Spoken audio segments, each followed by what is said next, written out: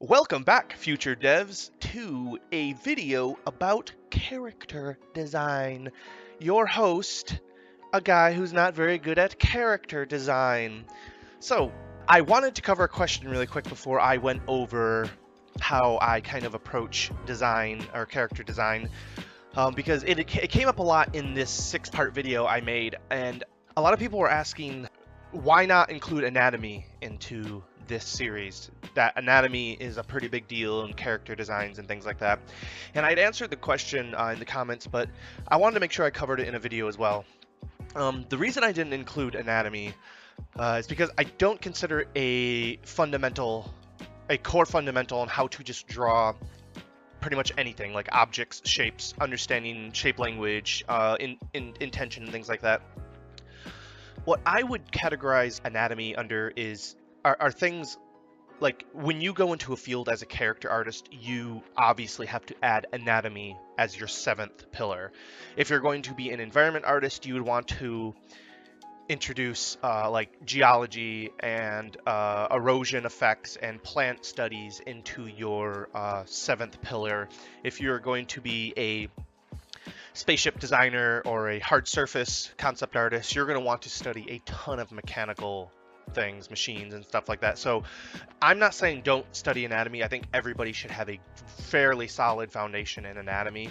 But when it comes to what you do in your day-to-day, I don't think it really fit in the 6 core pillars of the absolute foundations of an artist. So I hope that clears things up for you guys. Yes, anatomy is important. A lot of other things are very important, but they don't really serve a purpose to every artist all the time. So yeah, now that that's covered, let's see what we have good on here. I pretty much have a sped up video that's like 30x speed. So this initial design took me about 7 hours, which is pretty long time. And right here we're in the thumbnailing stage, and as you can see, I'm pretty weak with characters. It's actually really interesting watching this because at a high speed, because I really got to see how like samey everything was. And a lot of that was justified because this is going to be the main character in Iron Rain, so this will be the pilot suit when you basically look down at your body. And I didn't want to have like massive shoulders or any kind of weird distinctions that made every character kind of look like the hero character. You're more just kind of like a recruit, and that's not an excuse to make it not look good, but I felt that I didn't execute too well in the thumbnails in like creating those really attractive, more subtle shapes, which is the hard stuff. So yeah, I think if I could have done anything better, it would have been really focusing on getting these silhouettes stronger.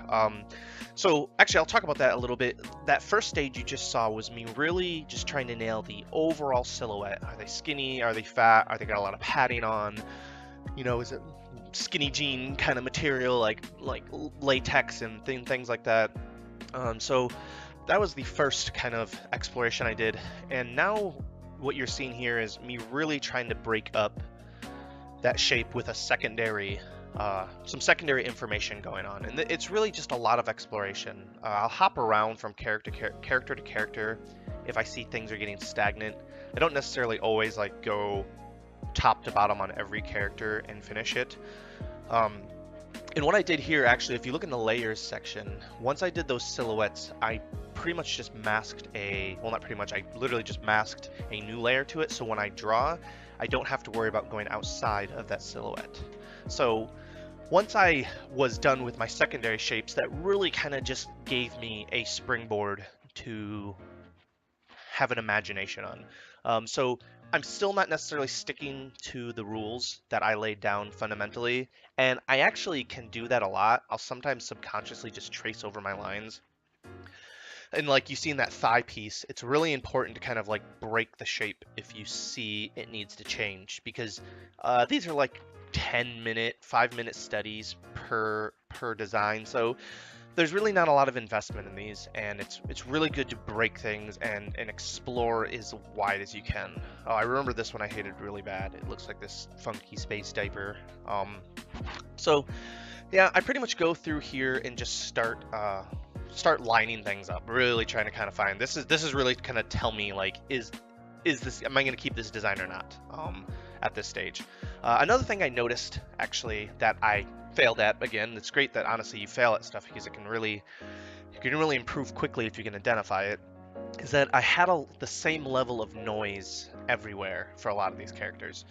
I didn't give ample space for the eye to rest.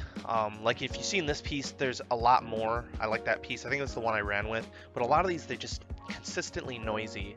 And there's a nice rule of thumb that people say it's 70-30. You basically want 70% of your designs to be pretty open, and then you pack in 30% of those, you pack lots of details. You can have pockets of interest and then nice sweeping open spaces. So yeah, I continue to kind of go around and drop shadows here. Oh, look, so now you see here, I'm pretty much, I eliminated the ones I didn't like, and now I'm really digging in. I'm really trying to bring these final 4 just to see what I can squeak out. I never like to rule anything out too early. Here was another diaper guy, and I just got upset, replaced the legs, and you can see right there, I pretty much abandoned it. I was like, screw that design. I think at this point, I already was eyeballing that second to last one. Yep, you see I deleted that guy. Yeah, at this point, I've kind of decided I know which one I liked, but I didn't let that get in the way. I decided to finesse a little bit more on those, and then and then jump back to the one I liked, and I think at this point, I decided that definitely was the coolest one. I really liked the straight lines that ran down the legs and how it continued through the belly, and kind of the simplicity of the chest piece. You have a lot of sci-fi stuff now that's just overly complicated and just really noisy, and I was glad that this piece had more of a rugby player kind of just you're inside of a mech, so you don't need to be completely protected from the elements, this kind of thing. That redlining I did there was, since the thumbnails were so quick, I try to not pay attention too much to like perfect anatomy.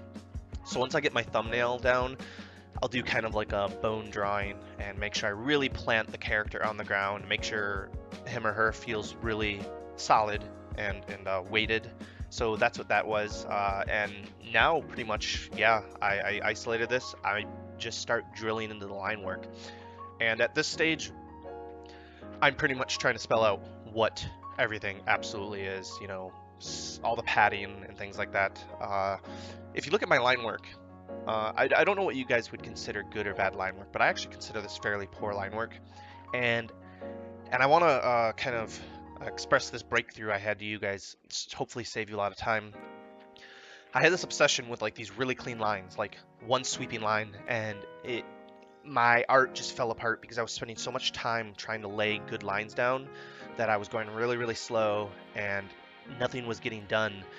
And I found that if you just pretty much talk to the picture, it's gonna sound really weird, but if you just say what you want, like, don't worry if your lines are wiggly, pretty much. Just draw lines where approximate where they should be, and it's much better to just have your design there than have the line work be super clean. And there's a lot of super pro artists who have incredibly poor line quality, if you could call it that, because they're more interested in putting the concept down. And if you look at a lot of my lines, you know, they don't line up perfectly. They're scratchy. There's double lines. They're jittery if my hand is going in a weird way. Well, I wanted to talk about this piece a little bit. You can see I was getting a little bit frustrated with the knees, so I went on the bottom layer and kind of tried to redesign something. And at this point, I think I found some reference to military stuff. So don't ever be afraid if you're getting stuck on a piece of your design and it feels like it's not up to par with the rest of your design. Jump back in, find some reference, you know, see what's cool, see what could fit, and you know, pretty much fuse it to your design. So I did that, and I found something I really enjoyed. The knee pad was kind of more integrated into that shin piece instead of just being like this kind of really generic slapped on piece. And then yeah, I lined right back over it. You can see I'm trying to think a lot of functionality as well, like how does he get out of these boots, you know, what kind of technology goes into this. I didn't want any like I didn't want any shoelaces or anything, but I still wanted to indicate something that people could understand, that there's maybe some sort of magnetic system or things like that. If you look at the wrist there just a second ago, I added a sort of kind of bracelet. There it is again. It's really good to design things with an edge. Like, you don't just let things terminate into nothing. It's really good to add a